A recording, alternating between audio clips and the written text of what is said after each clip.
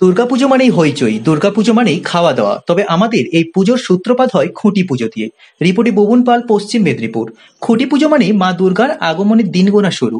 যদিও পুরনো খুঁটি পুজোর ওপর বিশেষ কিছু পাওয়া যায় না, তবুও খুঁটি পুজোর দিনকে যোগমায়ের আবির্ভাবের দিন হিসেবে ধরা হয়।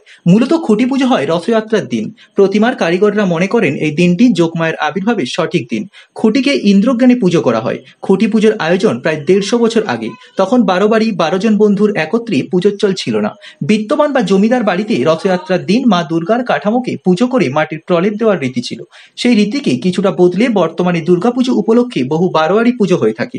এই বছর বেশিরভাগ পুজো কমিটি খুঁটি পুজোর দিন বেছে নিয়েছেন আজ জন্মাষ্টমী শ্রীকৃষ্ণের জন্মদিনটিকে। আজ চন্দ্রকোনার বাঁকা মানিককুণ্ডু কিশোর সঙ্গে খুঁটি পুজো হলো। গত ১৪ বছর যাবৎ মা দুর্গা প্রতিমা পূজা করে আসছেন। প্রতি বছর পুজো মণ্ডপ থেকে সমাজ কিছু না কিছু বার্তা দেন। এই বছরের থিম অবুঝ সভ্যতার সবুজ পৃথিবী। থিম আর্টিস্ট সিদ্ধার্থ শঙ্কর মুদি, প্রতিমা শিল্পী বাপি পাল কৃষ্ণনগর, সাজসজ্জায় বাস্তুদেবতা ডেকোরেটার্স।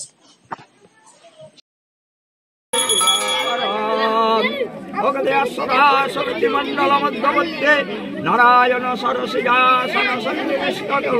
বিষ্ণবে নমঃ এষা ধূপং নারায়ণায় বহুরূপায় বিষ্ণবে নমঃ এষা দীপং নারায়ণায় বহুরূপায় বিষ্ণবে নমঃ।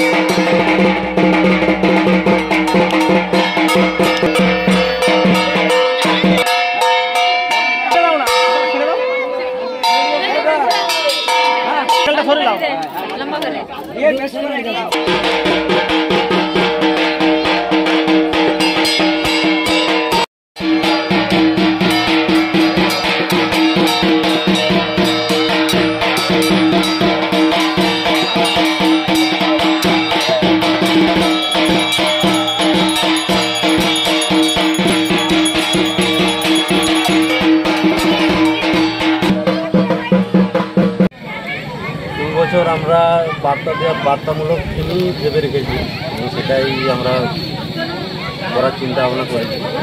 এবছর আমাদের থিমের নাম অবুঝ সভ্যতার সবুজ পৃথিবী। আমরা এই যে মানুষ সচেতন হয়েও কিছু কিছু অবুঝ কাজ করি। এই অবুঝ যে সভ্যতা, অবুঝ সভ্যতার সবুজ পৃথিবী থিমের নাম দিয়েছি।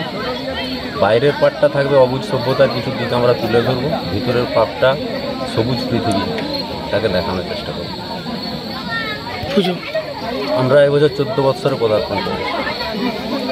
গত বছরও তো খুব সুন্দর একটি প্যান্ডেল উপস্থাপনা করেছিলেন, তার সঙ্গে মানে প্রতিমাও খুব দর্শনীয় হয়েছিল।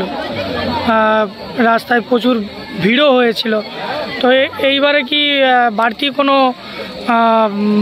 নিচ্ছেন প্রস্তুতি? ভিড় তো আগের বছর যা ভিড় হয়েছিল তার 10 গুণ ভিড় এবছর হবে এবং মানুষ এসে উপভোগও করবে। সেই রকমই প্যান্ডেল থাকবে, আমাদের থিম থাকবে, চমক থাকবে, অনেক কিছু ব্যাপার থাকবে। সেগুলো আমরা পরে পরে বার্তা দেবো, থাকবে না।